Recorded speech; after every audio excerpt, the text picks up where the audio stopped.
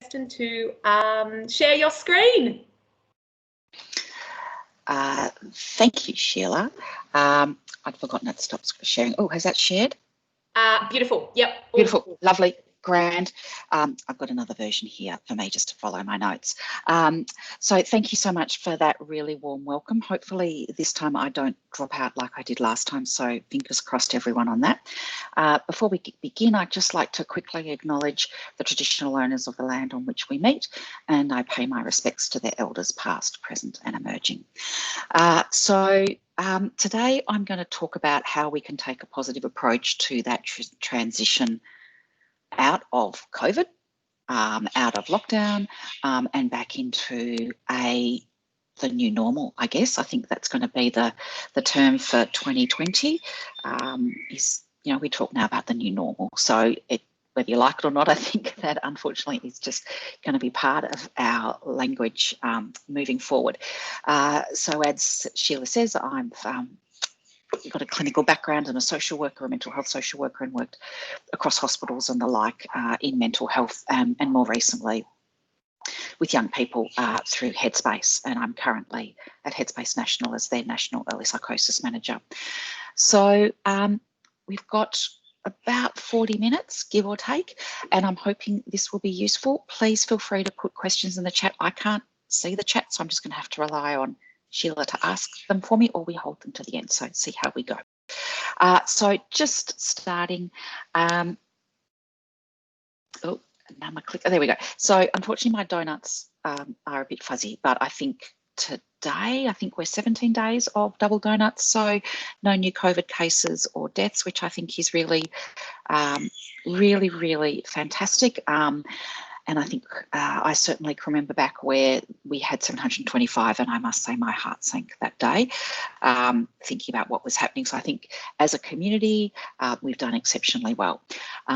So I saw the names of people who are here today. I don't know whether you're metropolitan, whether you're regional or rural, but obviously I think across the state we've all done it in our own way. And that has been, you know, I think quite a challenging time for all of us. And so this moving out of that, being able to move back into the community, to do things, to see our friends, to see more than two people is just fantastic. But what that can come with is its own, can raise up a whole lot of anxiety or concern for people. So I guess some of the things that we know is transitioning in general. We transition through stages of our life all the time. This could be transitioning from an old job to a new job, whether that's within an existing organisation or a new organisation. My youngest son is transitioning from grade 6 to year 7. I'm not sure who's more nervous about that at the moment, him or me, but I think, you know, we know and evidence tells us that transition can be a really, really stressful time, even when it's not in the situation that we've had this year, where not only have we been working in very different ways than we would normally be able to do, we've been unable to access our usual support mechanisms, or if we can, it's been in a very different way, and that opportunity to connect has. So from that we can have an increased sense of apprehension or anxiety. I was talking to my boss earlier today, and she had been out on the weekend and is exhausted today. So I think that even though we might feel in ourselves that we're quite looking forward to it, or we feel quite comfortable about going out and going to places we haven't been in months, it can actually be quite a tiring or quite a stressful time, and I think we just need to be really aware of that and just taking that into account if we're feeling perhaps unusually concerned or worried or stressed about something, and then feeling quite tired the next day in that regard. I think it's also been quite, as much as some people have taken to lockdown to water, others have found it very stressful, have not enjoyed the process, and have felt quite unhappy with the whole thing, even with that understanding the rationale for it. But in a lot of ways, it provided us with a sense of safety and security. I'm very mindful that for some people, and I sort of want to say this up ahead or out now, I'm very mindful that for some people in the community, being stuck at home was not a place of safety or security. So I just want to acknowledge that. But I think in the sense that, you know, it is something that we could control. we can control when we go out, how long we go out for, when we come back, and we can, you know, ensure that our home or wherever we might be living is actually a safe place for it. And it gave us a sense of control. So yeah, I guess the unknown, and even though it is returning back to things that we know things are different, we're all behaving slightly differently. There's different approaches to things, and I think that can lead to a sense of, oh, is this going to be okay? Will it be like it used to be? Have I made the right decision to go to Southland? All those sort of things. I haven't done the shopping mall yet. I will name that. I've done Costco and Bunnings, which I think is reasonable. My husband was on the train the other day and said it was really, really quiet. So I think those experiencing things that we took for granted earlier this year are now things that we may need to rethink. And I guess the other thing to be really mindful of is we all deal with these things differently. So some people, they get back into it, they're as happy as a clam, they're very calm, it's very normal for them, and they have no concerns or worries or stress around it, while for others it might be something that they have difficulty reintegrating into. I think it's just about being aware of that. I think, and one of the things I've really liked about lockdown, I'm in Sandringham, we have a big footy oval down the road, and I think one of the things, and I think it was a benefit, and I think it's really important for us to look at where the benefits in lockdown were. You know, lots of families out on the park, kicking the footy, playing with the dogs, and I think there's been an opportunity over the time in lockdown for us to also look at our lives and actually think about, well, actually, is this what I want? You know, I think we all working extraordinarily hard while we've been in lockdown, Zoom meetings, you know, Microsoft Teams, whichever platform that you use, they're exhausting. They're really, really tiring, and things often take longer than they would if we were all in the office together. But I think from that, there's also been these other benefits that have perhaps been unexpected. You know, that opportunity to spend time with family in a really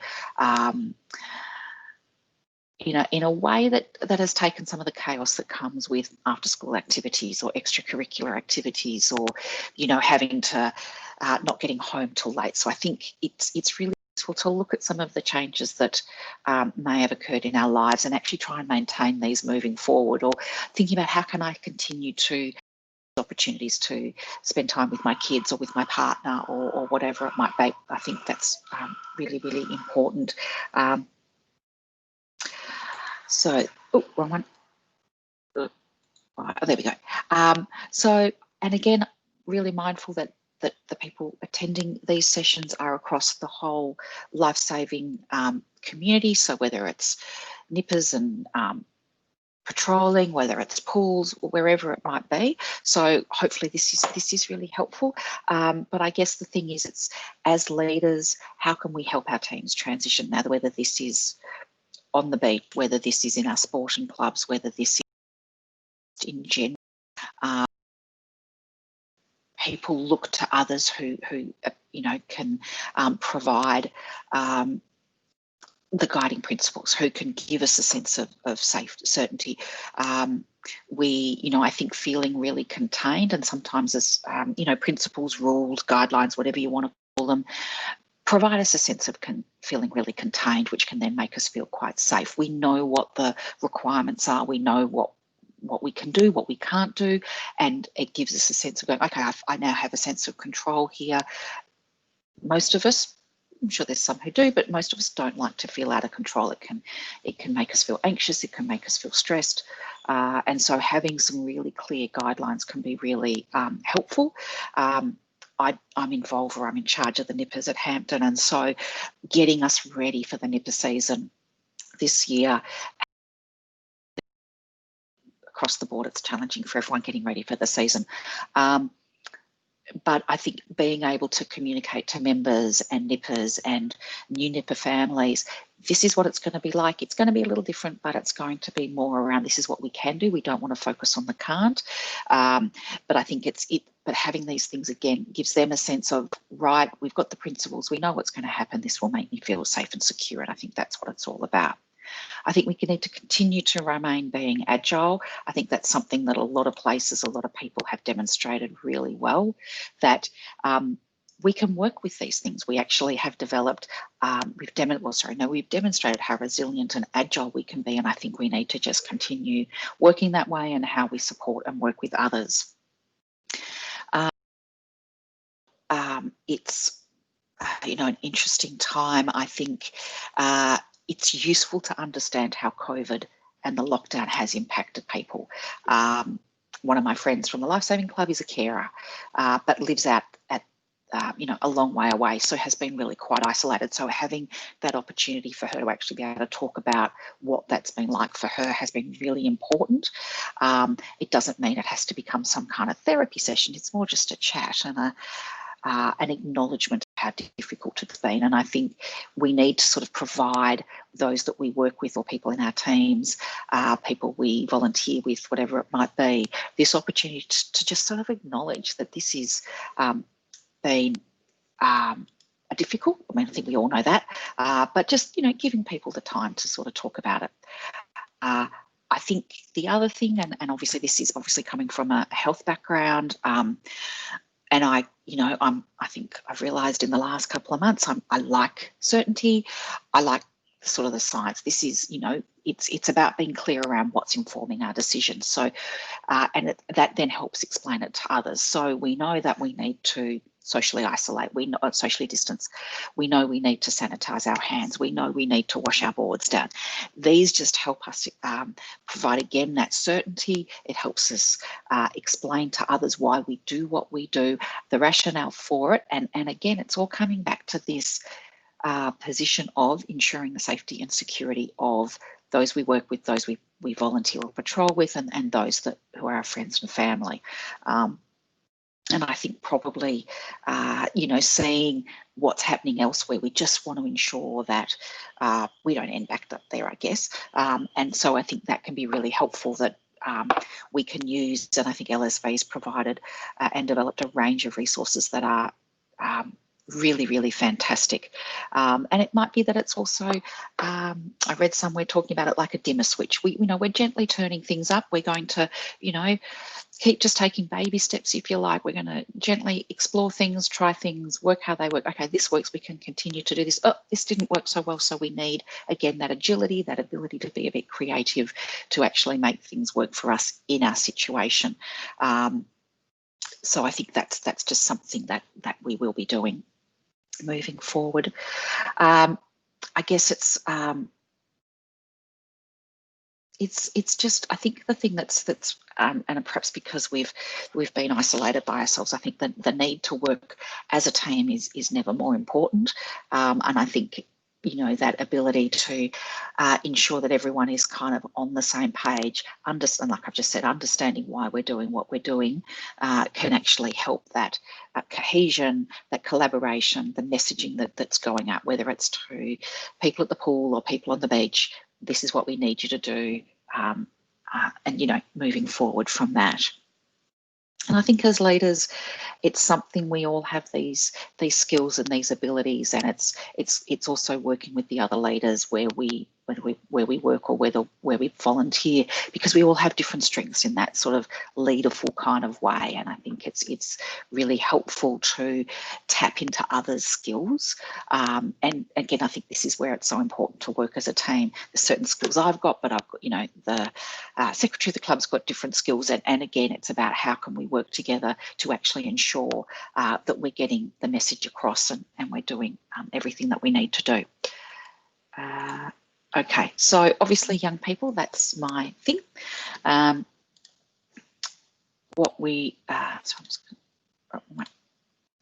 So I think one of the things that we've seen, and it's, my son was really excited. Actually, both my children were really excited to transition back to school, which I thought was quite strange. But I know there's been a lot of anxiety for a lot of kids. I thought I'd share, I don't know if I did this last time, but for my 11-year-old who's in grade 6 and transitioning to year 7 next year, new school, all that sort of stuff, it's been a really crappy year, not just with the COVID, but it's been especially awful because their school burnt down the first day after school started. So they started on a Friday and the school burnt down overnight. And so it's been a very unsettled year for them as a whole year, well, for the whole school. They were rehoused really, which was just, we were so eternally grateful that the local primary school rehoused us. But then we then were relocated to another school and then went through to lots of lockdowns. So for him, there's a lot of loss, and I think it's really important to understand the grief and loss that's occurred for a lot of people. Year 12, particularly difficult, you know, no school dance, potentially graduation is going to be very, very different, all those sort of things. So I think it's really important that we acknowledge that my husband did his 50th birthday in lockdown. You know, so there's a whole range of things that I think can add to the stress for not just young people, but for all of us. And I think it's really important to understand that and to acknowledge it. I guess for a lot of things, it's also, like I said before, being at home and remote learning was probably very safe for a lot of kids. For some young people, returning to school might be returning to an environment where they're bullied or whether they have difficulty making friends. So it's something that they need additional support in that regard. They might have pre-existing, you know, anxiety issues or ASD or ADHD, where the home where there wasn't that sort of distraction has been actually a really, it's been a place where they've actually been able to flourish in their education because they haven't had to worry about some of these other things that compare for it. But we also know that, you know, even just away from COVID, the transition, whether it's year 6 to year 7, we know that transitioning year 8 to year 9 can be really stressful, secondary to tertiary. So again, there's lots of transitioning elements that COVID has since overlaid and added another layer of complexity there. One of the things that we've been talking about at Headspace, although we don't name it as doom scrolling, but really this element of, you get sort of stuck on social media or general media just looking at the rates of infection or the number of deaths or whatever it might be. And that can be really traumatizing. It can be really confronting. Stuck in this sort of, it's just negative. And I think it's really important that we encourage not only ourselves, but the young people or people in our lives in general to really put down their phone, walk away from whether it's Facebook or Insta or Twitter. I guess it depends who you follow on Twitter. But, I think it is really important to understand that this is something that we do get caught in, and it can have a really negative impact on us. I think the other thing that we do a lot of, and within the work I used to do is actually helping us being quite practical, but somewhat simplistic as well, of going, okay, well, where are my pressure points? Where are the points that returning back to the community I'm going to find problematic? Is it taking the train? Is it going into the city? Is it thinking about, once the borders open, jumping on a plane? And so it's how do I make myself feel safe in these areas that I haven't actually had to go for the best part of the year? Masks, hand sanitizer, social distancing, all those things. We know those things can be really helpful, but if that's not enough for someone, or for whatever reason they can't wear a mask, they've got asthma or whatever it might be, it's how can we support people re-engaging back into the community? Is it, how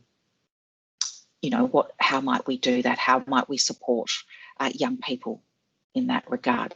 And I guess, again, not sure where people are from who are in the call, but I guess where we've got regional and rural communities, having been behind the ring of steel up until recently, it can be, I would imagine it would be really stressful, and happy to be told I'm wrong, really stressful thinking about, I've been kind of had my bubble in the community, and as difficult as it's been in regard to economic and lack of tourism and all those sort of things, having people coming in en masse, what does this mean for me? Yes, I want it, but I also have this anxiety that, or this worry that maybe they will be unwell and maybe something might happen. Now, I know that's all quite negative, but I think we need to balance that. We need to understand that for some people, as much as they want it, it also comes with a level of concern.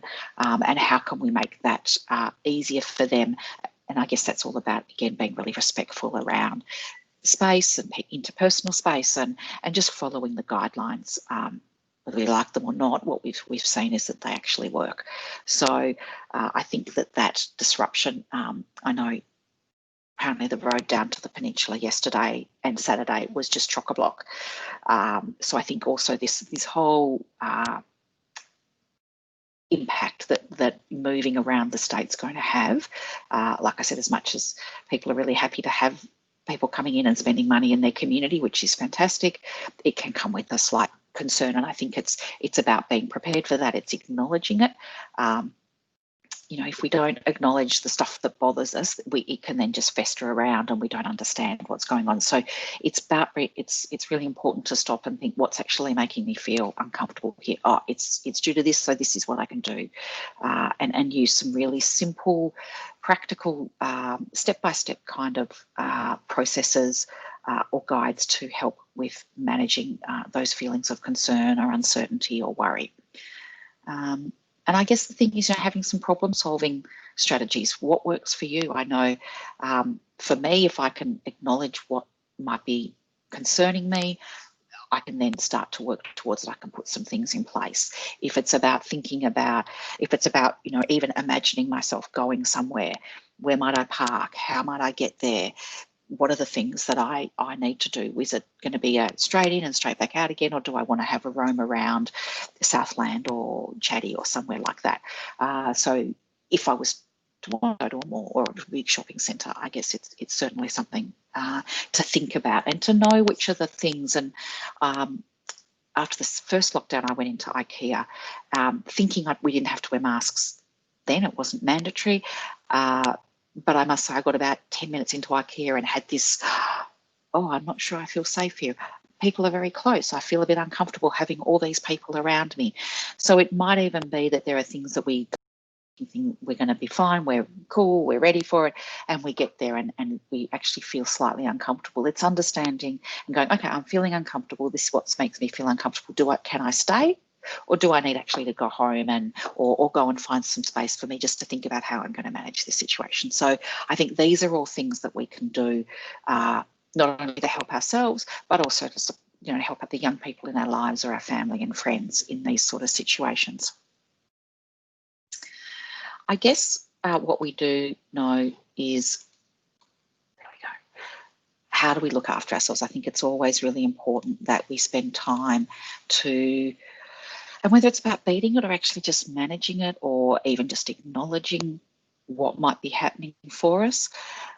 I just had a moment of thinking if I spelled transition right, but I think I have. I think we need to be really kind to ourselves.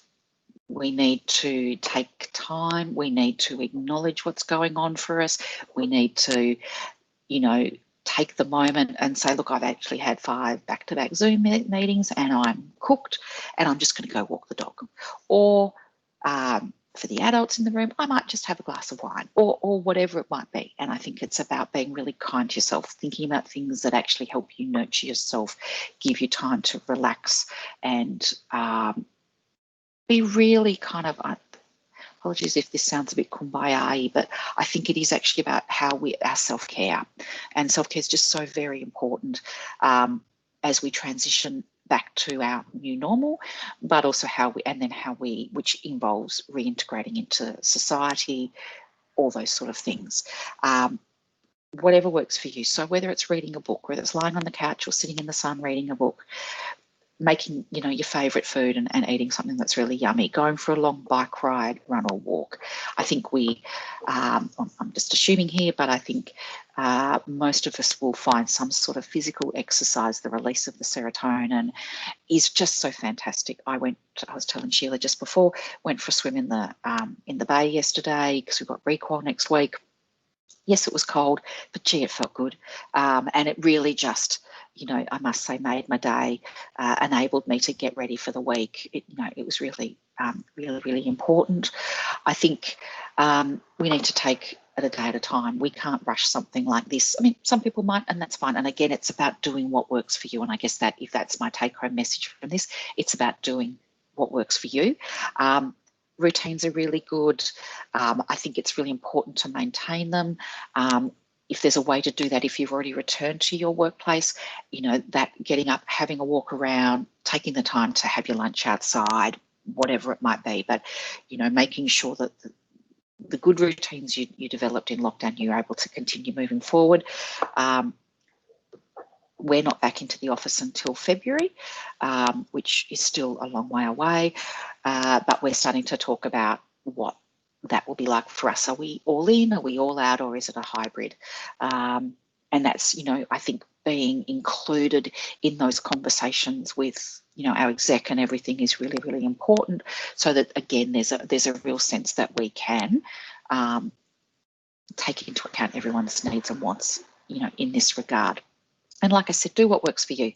And I'm hoping that you've been able to find things over the last couple of months that are good for you, that help nurture you and help you feel rested, and you can take the time to recharge your batteries. I think empathy is really essential. I've got this YouTube clip that Sheila will show at the end. It's you may have seen it, you may not. It's by Brene Brown, who's I'm going to say she's Canadian. I'm pretty sure she's Canadian. She's just amazing, does these most amazing TED Talks, and this is probably my most favourite of hers. It's very short. It's basically, you know, empathy versus sympathy, and how we can engage, how we can actually allow and be really supportive of the people in our lives, and giving them that opportunity to speak and feel supported by us. Listen actively, or active listening. My son makes me put my phone down when he talks to me, which is just obviously a parent fail on my behalf, but I think it's actually giving ourselves, when someone is talking to us, it is actually, whether it's turning off the television, putting down the phone, you know, putting the paper away, the book away, and actually just engaging and being there. My experience has been that often people don't want us to solve it for us. They want us to listen, and often through the listening and their ability to talk it through, they actually can come up to their own strategies and come to some outcomes for themselves. I have been saying for a very long time, do you want me? I'm a fixer. I'm a fixer. But, you know, this sense of, what was I going to say?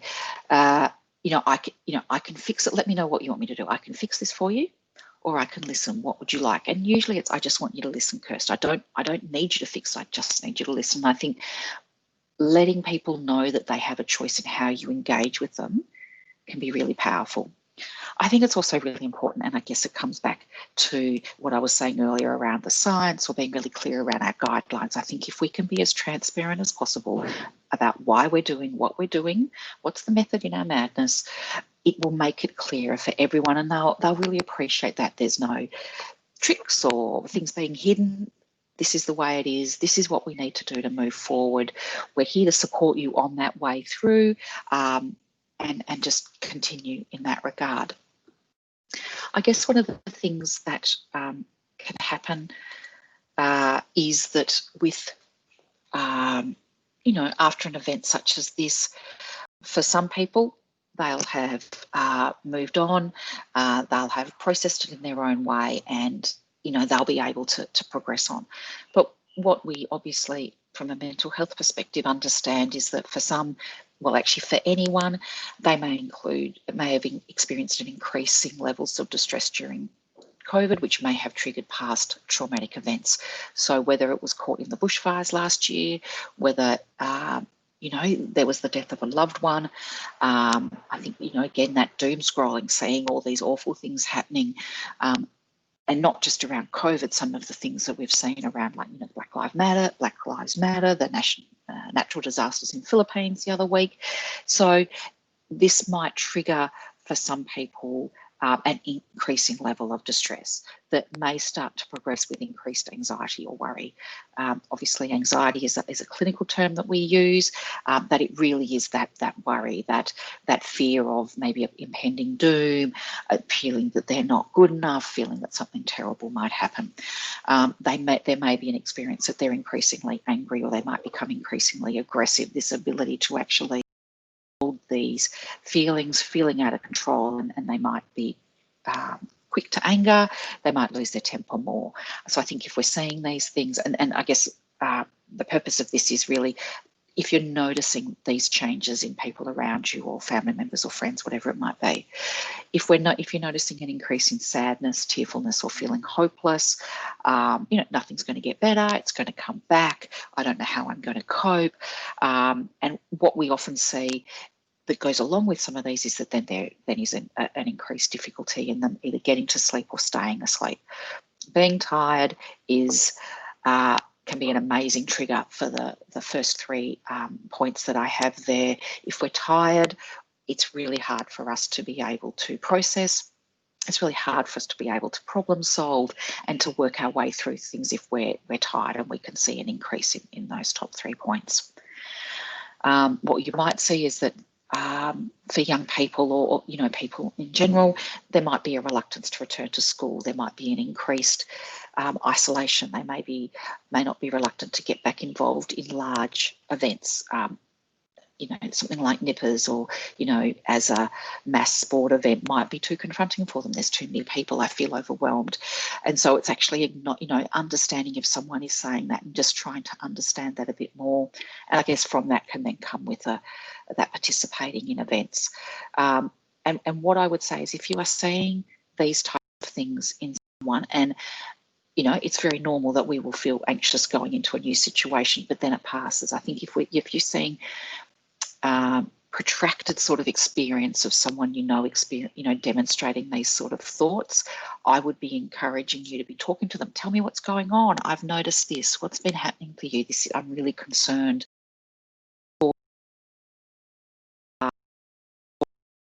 What might be helpful for them. And hopefully this isn't happening, but I guess it is.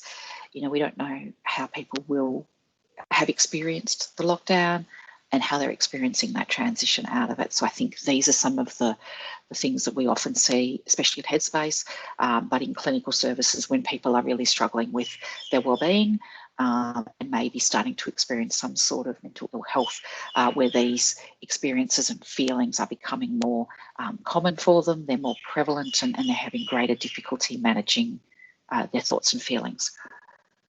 So if that is the case, I have a range of support services here that I think I presented the last time. All the most amazing services I've included. So obviously, and these are across the age range. Obviously, Lifeline is across the age range. Men's Line is 18 plus, or it's 16 plus. Kids Helpline is sort of 0 to 25, and they also have a web chat. And I think what can be really helpful, especially for first time, but people who are reaching out for support first time, especially young people, the idea of talking to someone may be somewhat confronting. So the opportunity to be able to get online and have a web chat, it's anonymous, but it might give them that opportunity to really just have someone that they can communicate with, to say, this is what I'm feeling like. I'm concerned, I don't like it, all those things. I don't know how to feel better within myself.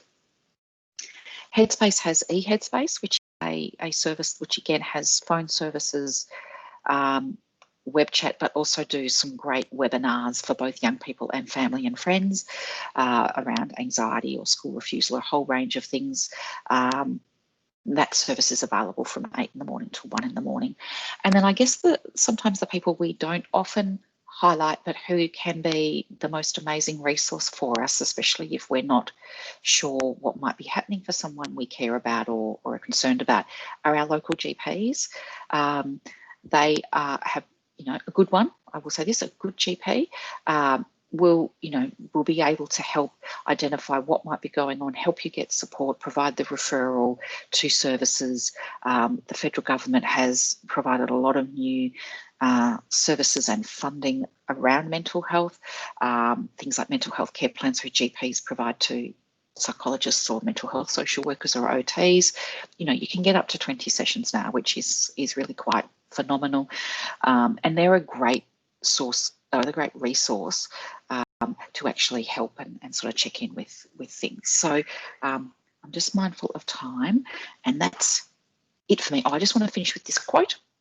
So this, I just thought might be really helpful, except I'm not on the right screen. So basically, I found this when I was researching today for today's topic. So Jill Geisler's from Loyola University in Chicago, and basically she's saying we can't predict the new normal right now, but on our way there, we can be assured that empathy, science, transparency, collaboration, and accessibility will make for a better journey. And I think that's, you know, I think that's the way we need to be looking at the next, I don't know, however long. As around that, you know, that these are some of the core things that we need to hold on to as our, you know, our guideposts in moving out from this. So that's it for me. I don't know if there are any questions, Sheila, or comments. Kirsten, absolutely fantastic. I have a couple of questions, but I thought maybe I would play the little YouTube clip first. Yeah, that'd be great. If I've popped it into the chat line, but if you don't have access to the chat line, it will be sent in a follow-up email. Just bear with me. I'm going to play this for you.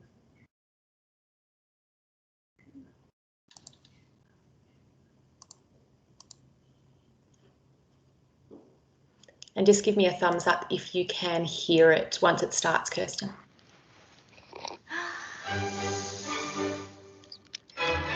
You hear that okay, folks?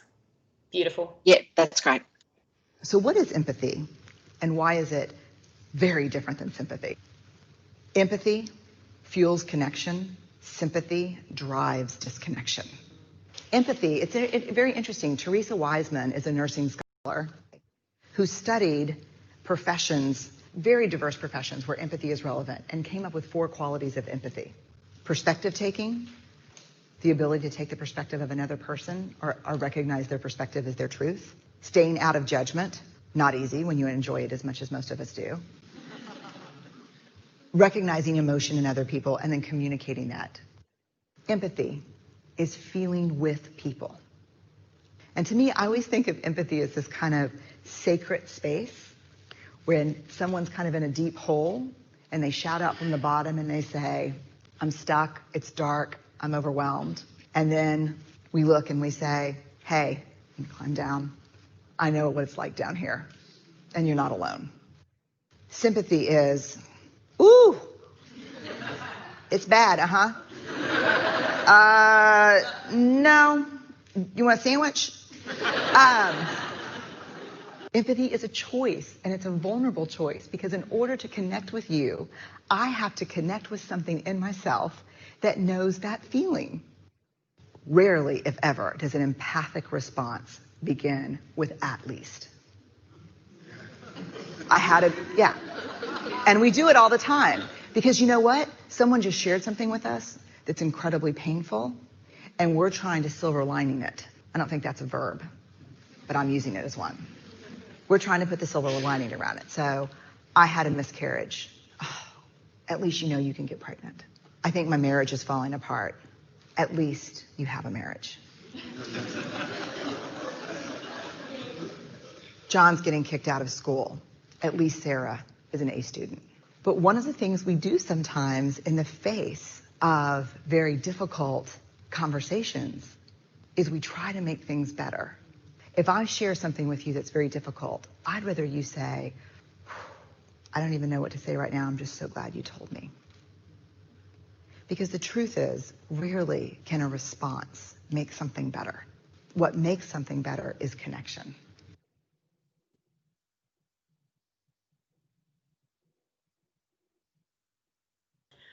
That is such a sweet video. Isn't it gorgeous? I love it. I've seen it over and over and over again, and it gives me the exact, if not more, feeling every time. Yeah. And it's done so well. There's a bit of humour in it. There's truth, and she's just wonderful. Thank you for sharing that. That's right. So You spoke about acknowledging feelings of concern and worry. What would be your key advice to those that have felt, or I guess feeling guilty about their situation compared to others, and may as a result be suppressing their feelings or not opening up? What would be some advice to those? And so are you thinking if someone has, let's say, they've had a job and it's while their friends have lost a job? Is that the sort of thing you're thinking? I think it's exactly. Yeah, I think it's perhaps actually, you know, a bit. I mean, so the other person knows that things have been okay for you. I think it's a bit like that, sitting with it and saying, yeah, that it's. I can see how hard it's been for you. I'm just, thank you for sharing that with me. I'm so sorry that you've had to go with that. I think it's just acknowledging it. We can't change it. It's sort of, and I think, I've been so very lucky to have a job the whole way through. Well, I've got friends who've had to reduce their hours. So it is this, it sucks, because it does. And I think that there's an honesty there, that this has been really difficult for them. I don't think we can shy away from that. I'd probably be a bit reluctant to be going, how can I help? Because I think if we're not willing to actually do the helping, we shouldn't offer it. Do you know what I mean? So it's, hey, look, I don't know. It all depends. It's such a big kind of question that, I think the acknowledgement, it's been tough. I think the acknowledgement of, but it's great to see you here, and it's, how are things and what are your thoughts, and, just having a sort of conversation, helping them to think about moving forward, and just letting them talk, I think. Yeah.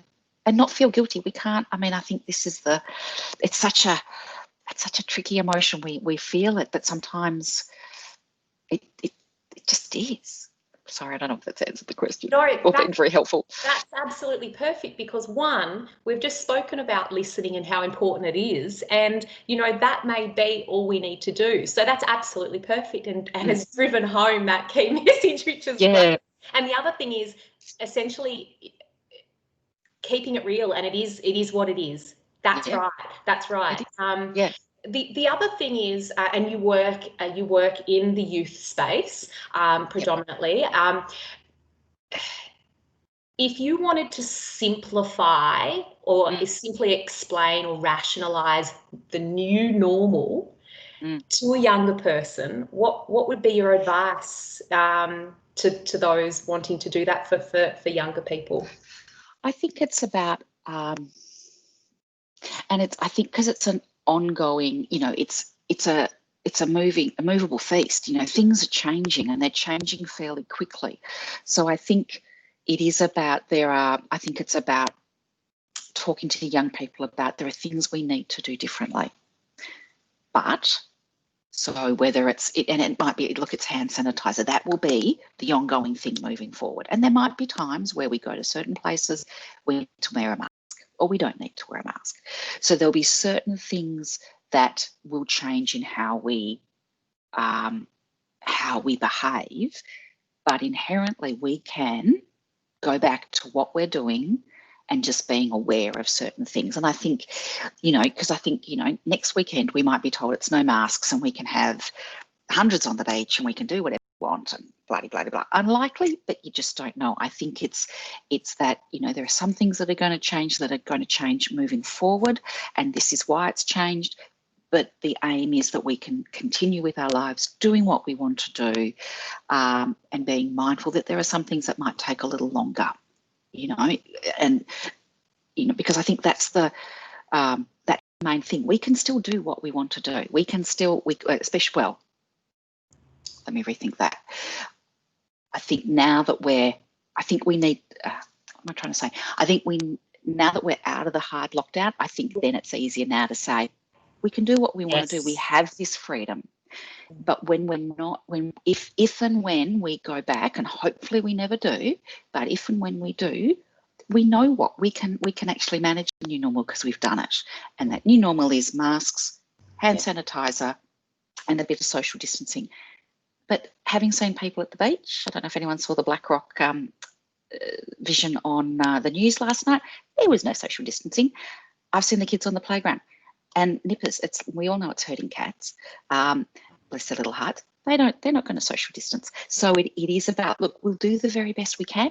Yeah. And then we just, and that is all we can do. We do the very best we can, and there will be some things that stay and some things that will go, and we just need to be agile enough to move within those restrictions or the loosening restrictions as they come along. Yeah, fantastic.